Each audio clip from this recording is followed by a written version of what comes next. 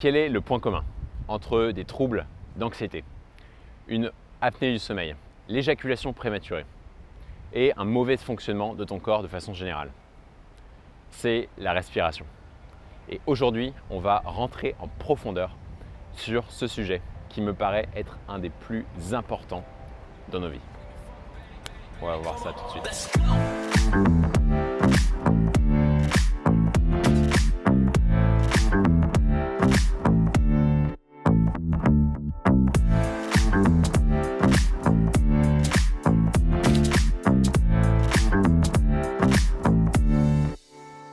Aujourd'hui, on va voir comment optimiser le fonctionnement de ton corps et comment reprendre le contrôle sur un corps qui peut te paraître en panique.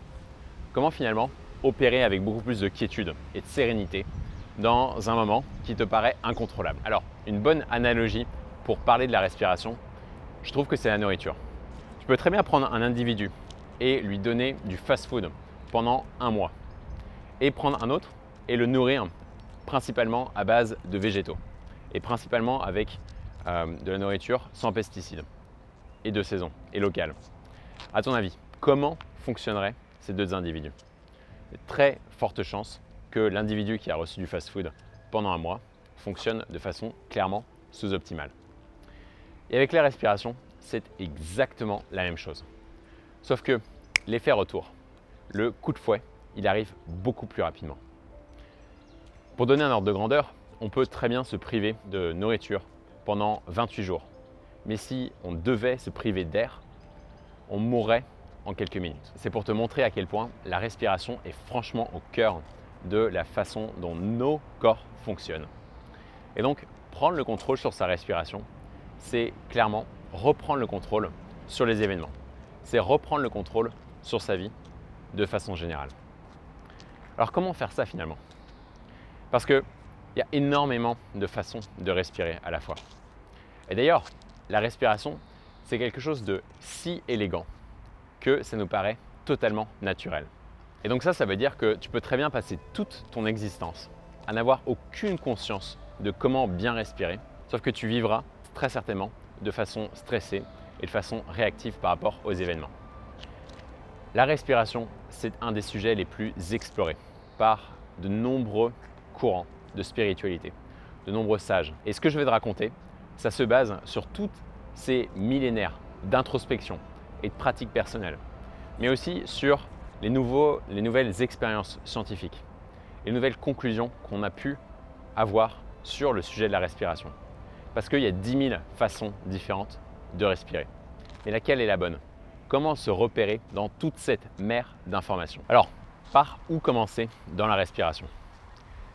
Généralement, quand on veut décrire quelque chose, on commence par décrire sa forme, n'est-ce pas? Par l'extérieur. Et je pense que c'est un bon endroit pour commencer sur ce sujet.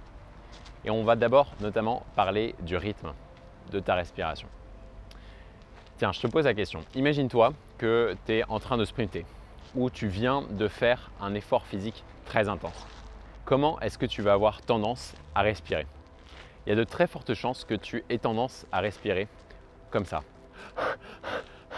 de façon haletante, de façon rapide, saccadée, par le haut du torse et avec la bouche. Pourquoi est-ce que ça, c'est une mauvaise façon de faire? Je pense qu'il y a plus de 90% de la population qui est concernée par des problèmes respiratoires. Parce qu'on ne nous a jamais finalement bien appris à respirer correctement. Et bien sûr, dans cette vidéo, tu vas obtenir des clés très concrètes pour modifier et pour exercer ta respiration, pour que tu puisses opérer de façon beaucoup plus saine, beaucoup plus sereine, au lit, à l'exercice, quand tu as besoin de performer. Mais c'est important d'abord de pouvoir poser les bases scientifiques.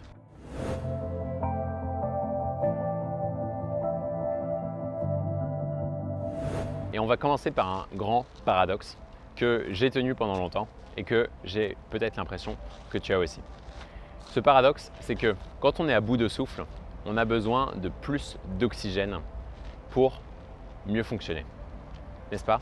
Quand on est à bout de souffle, il faut qu'on halète plus pour oxygéner son corps. Et ça, c'est totalement faux. C'est totalement faux. Pourquoi? Pour la bonne raison que quand on regarde les taux de concentration en oxygène dans son sang, plutôt les taux de saturation d'oxygène dans son sang, on s'aperçoit que ces taux-là sont très très élevés. Ils sont autour de entre 95 et 100%. Par contre, il y a quelque chose qui nous fait défaut dans notre corps. Et pour bien comprendre ça, il faut bien comprendre le chemin que parcourt l'oxygène à travers notre organisme. L'oxygène, on le capte à l'intérieur de nos poumons et dans les alvéoles de nos poumons, cet oxygène, il est transféré dans le sang. Et il ne se balade pas tout seul dans le sang. Il se balade en se fixant à des hémoglobines. Et ça, c'est très important parce que les hémoglobines, c'est comme finalement un navire qui leur permettent de circuler à travers le sang. Et une fois que par le sang, ils atteignent les différentes cellules de l'organisme, il y a un autre transfert, le transfert des hémoglobines aux cellules. Et les deux transferts d'oxygène entre l'oxygène et les hémoglobines, il se fait beaucoup mieux en présence de CO2. En présence de CO2. Et le problème, c'est que quand on respire de façon très haletante, quand on respire de façon très rapide, finalement, on épuise ses réserves en CO2. Pourquoi? Parce que qu'est-ce que c'est que le CO2?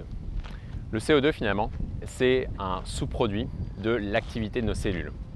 Nos cellules, pour avoir de l'énergie, pour fonctionner correctement, elles prennent de l'oxygène quelque part avec des atomes de carbone, elles produisent de l'énergie et ensuite elles relâchent du CO2.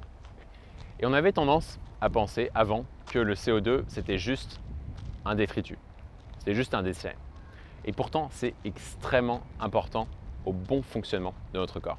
Le CO2, il permet à l'oxygène d'avoir un meilleur échange avec nos hémoglobines.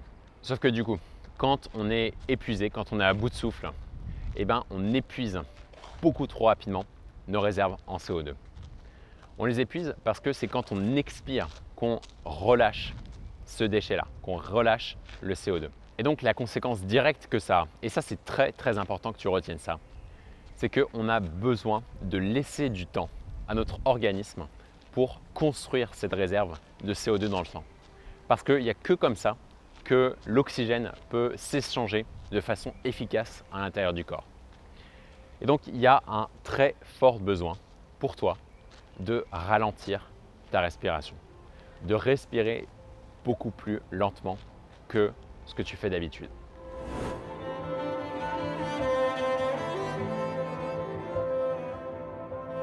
Donc là, on a vu un aspect très important de la respiration. On a vu finalement la forme de la respiration et plus particulièrement le rythme. Mais il y a autre chose qui rentre en compte. Bien sûr, tu t'en doutes. Et cette chose-là, c'est finalement quels sont les organes que tu mobilises quand tu respires. Et j'aimerais rentrer en profondeur sur ce sujet. Parce qu'à l'école, on nous apprend que finalement, c'est la même chose. Qu'on a deux organes par exemple pour inhaler l'air. On a le nez, on a la bouche. Et que finalement, ils sont très similaires en termes de fonction. En fait, pas du tout. C'est pas du tout le cas. Et c'est quelque chose qui a été observé par énormément de mystiques durant des millénaires et qui maintenant est constaté de façon très claire par la science. Respirer par le nez ou respirer par la bouche, ça n'a clairement pas du tout le même effet. Pour tout un tas de raisons. Principalement parce que la bouche, d'un point de vue évolutif, s'est apparue juste pour servir une fonction bien précise qui est d'assurer les vocalises, qui est d'assurer le fait que je puisse m'exprimer, je puisse changer de tonalité, pouvoir moduler mes sons. Le nez, il est là pour pouvoir filtrer l'air, c'est très important, pour pouvoir le réchauffer. Et ça aussi, c'est très important parce que finalement, avoir l'air à la bonne température, ça permet de maximiser l'échange au niveau des poumons. Il est là aussi pour sécréter une certaine molécule qui est très importante dans l'assimilation de l'oxygène dans l'organisme. Il s'agit du monoxyde d'azote, et d'ailleurs j'en ai parlé dans cette vidéo, et pas que. Et entre autres, il va se passer quelque chose de fantastique si tu commences à respirer par le nez. Si tu commences à respirer par le nez, tu vas découvrir que naturellement, tu auras tendance à respirer de façon beaucoup plus lente. Tu n'as même pas à y penser. Parce que qu'est-ce qui se passe quand on respire par la bouche? Eh bien, on a un plus gros canal. C'est très simple, c'est vraiment de la physique de base.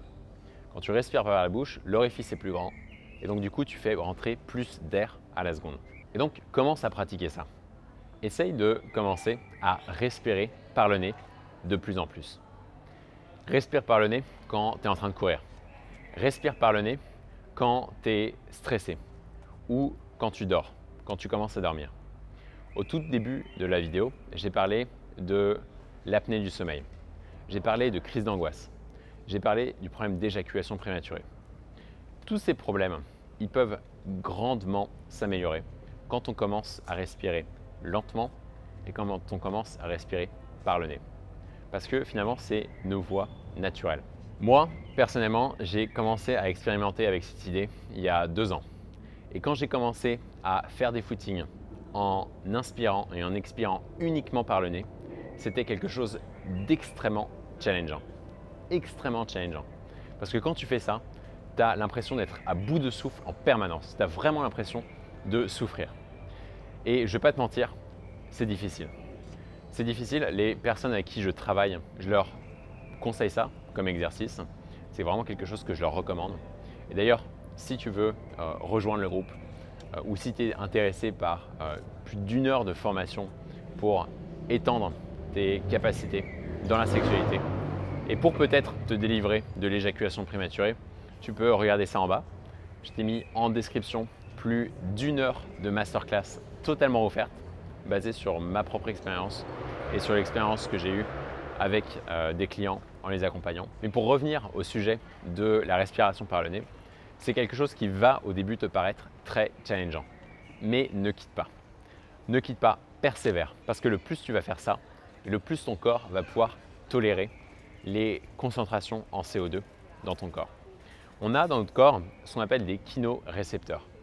Et ces kynorécepteurs, ils mesurent la concentration en CO2. Et ce qui est très intéressant de pouvoir constater, c'est qu'ils sont aussi extrêmement déclencheurs, extrêmement liés avec notre réaction de peur ou avec notre réaction d'angoisse. Et donc si tu augmentes ta capacité à être à l'aise avec de forts niveaux de CO2 dans ton corps, finalement tu vas augmenter ta résilience. Tu vas augmenter ta capacité et ta sérénité quand tu vas avoir des moments de stress, d'angoisse ou quand tu vas être sur le point d'éjaculer. Ça, c'est un point qui est extrêmement important à comprendre. Et c'est quelque chose avec lequel j'ai commencé à jouer ces derniers temps. J'ai commencé vraiment à essayer de me pousser et à respirer le plus lentement possible. Il y a quelques temps, j'ai entendu parler d'un coach en natation qui a entraîné toute son équipe à respirer tous les 9 temps en crawl. Tous les 9 temps. Je ne sais pas si tu t'imagines la chose. Normalement, en général, on nous apprend à respirer tous les 3 temps. Et là, il s'agissait d'espacer pour des champions, pour des gens qui sont vraiment au maximum de leur mouvement, au maximum de leur intensité, de retarder le moment où ils respiraient à 9 respirations. Et les résultats qu'il a obtenus étaient incroyables. Apparemment, c'était dans les années 70, 80, je ne m'en souviens plus. Mais les résultats qu'il a eus, c'était énormément de médailles d'affilée durant cette saison. Et c'est une idée qui m'a franchement intrigué. Et moi, la natation, c'est quelque chose que j'adore. J'adore l'eau, j'adore nager. Et donc, j'ai commencé à pratiquer ça. Et avant le confinement, j'ai réussi à respirer tous les 5 temps. Et c'est vrai que c'était franchement quelque chose de très agréable, de très satisfaisant.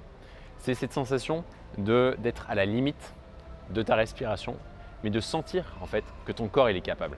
Et en faisant ça, je pense que ça a clairement contribué à augmenter ma tolérance au CO2. Et du coup, après, en renageant, j'ai réussi à nager le crawl en respirant tous les 7 temps. Et je peux vous dire que la sensation dans le corps est juste incroyable.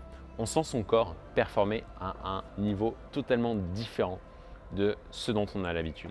Et non seulement on sent ça, cette sensation de puissance, mais en plus, on sent une forme de difficulté qui est surmontable, qu'on sait qu'on peut réussir à parvenir. Et ça, c'est un sentiment de gratification qui est franchement plaisant et que je te souhaite clairement d'en faire l'expérience. Alors pour conclure, c'est très important que tu retiennes ça. que tu retiennes que respirer efficacement, c'est respirer lentement. Et pour parvenir à ça, ton meilleur allié, c'est le nez. Je ne l'ai pas mentionné précédemment, mais je crois qu'on est plus de 90% dans la population à respirer principalement avec la bouche. Et ça nous dessert à plein de niveaux. Donc essaye, entraîne-toi, fais-en l'expérience de uniquement respirer avec le nez. Au début, ça va te paraître difficile, mais le plus tu vas pratiquer et le plus tu vas y éprouver de la satisfaction. Pouvoir être à l'aise avec sa propre respiration, c'est clairement une des clés, à mon avis, d'être à l'aise avec soi-même. Et cultive ça, cultive cette pratique. On n'a, je pense, jamais terminé d'expérimenter avec sa propre respiration. Parce que finalement, se sentir à l'aise avec son souffle et pouvoir respirer de façon efficace, c'est clairement quelque chose qui te mène vers beaucoup plus de quiétude et de sérénité dans ta vie. Je t'encourage à expérimenter, à tester et à profiter. Ciao et à la semaine prochaine.